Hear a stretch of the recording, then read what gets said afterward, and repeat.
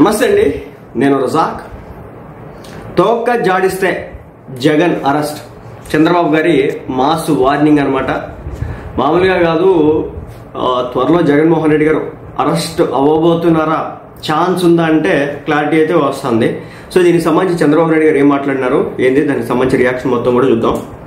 Record చూస్తే ఎదురొస్తే తొక్కేస్తాం. ఎవరు తొక్కేస్తారు?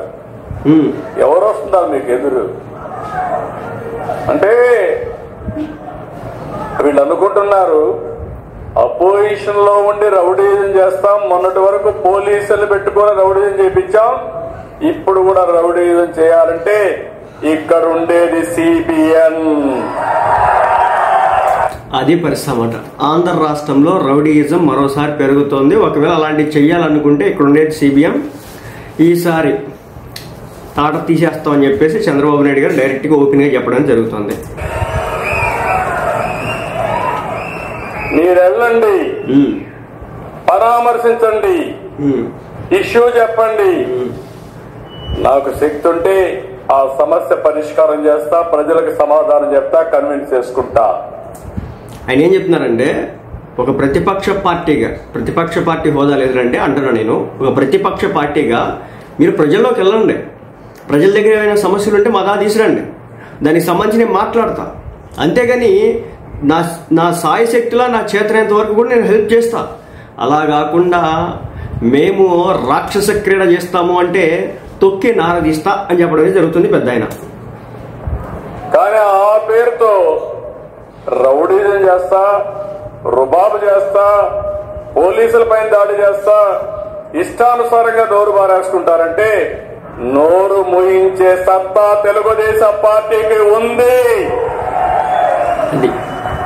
నేను డెమోక్రటిక్ గా పోతాను, బలహీనత కాదు. మీరు గుర్తుపెట్టుకోవాలి, తప్పు చేసిన వాడిని నేను ఎప్పుడు కూడా ఒకటి గుర్తుపెట్టుకోండి. 96, 97లో రాష్ట్రంలో ఎన్ని సమస్యలు తమ్ముళ్ళు?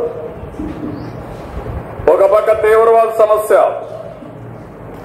ఒక పక్క ఫ్యాక్షన్ రాజకీయాలు రాయలసీమలో, హైదరాబాద్ లో కమ్యూనల్ వైలెన్స్, గల్లీకి ఒక రౌడీ, ఊరికి ఒక రౌడీ. ఒకటే చెప్పాను, ఈ రాష్ట్రంలో అన్ని సమస్యల పరిష్కారం చేస్తాను.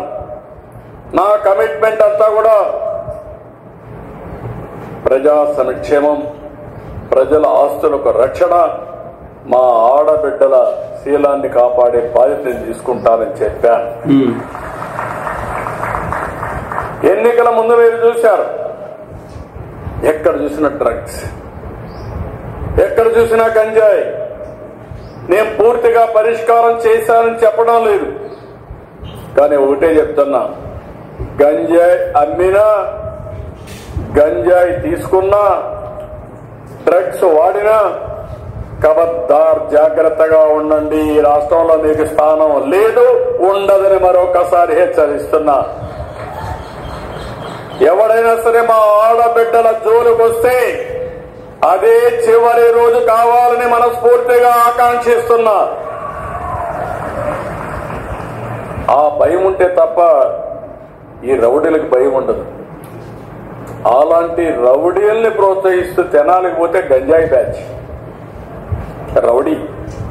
రౌడీ షీటర్, వీళ్లకు ఒత్తాస పలుకుతూ మీరు రాజకీయం చేస్తే ఈ రాష్ట్రంలో తమాషా.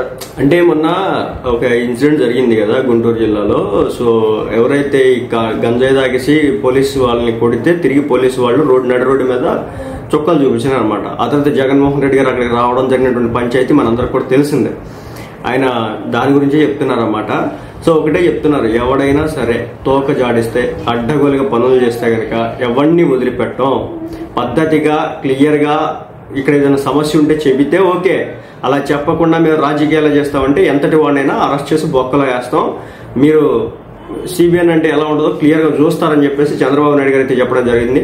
సో దీన్ని బట్టి అర్థం చేసుకోవచ్చు, జగన్మోహన్ రెడ్డి గారి అంశంలో కూడా ఆయన కనుక శృతి మించుతూ ఇదే మొన్న చూసినారు కదా, పొదిలిపోతే అక్కడ ఏం జరిగింది, రాళ్ళు వేసి కొట్టినారు, పోలీసుల మీద రాళ్ళు వేసి కొట్టినారు. తర్వాత దొరికిన వాళ్ళంటే మొత్తం 13 మందిలో 15 మందిలో బొక్కలు వేసినారు. ఇప్పటికీ ఇంకా దొరికితే తా ఉన్నారు. సో అదే మాదిరి దీని వెనకాల ఎవరు ఉన్నారు, ఏవుడు చేసినాడు, ఏంది కదా అని లెక్కలు తీసిన తర్వాత చంద్రబాబు నాయుడు గారిని అంతకుముందు జైల్లో పెట్టిన చరిత్ర జగన్మోహన్ రెడ్డి గారికి ఉంది. మరి లెక్క తీసుకోవాల్సిన టైం అయితే వచ్చింది కదా, సో తీసుకునే టైం వచ్చింది అన్నట్లుగా వార్తలు అయితే వనపడుతున్నాయి. మొత్తానికి ఈ వచ్చే 4 ఏళ్లలో జగన్మోహన్ రెడ్డి గారు జైలుకి వెళ్ళినా ఆశ్చర్యపోవాల్సిన ప్రసక్తి అయితే లేదనమాట. సో అలాంటి ఒక సిచ్యువేషన్ అయితే ఈ రోజున జగన్మోహన్ రెడ్డి గారికి అయితే క్రియేట్ చేసుకున్నాడు.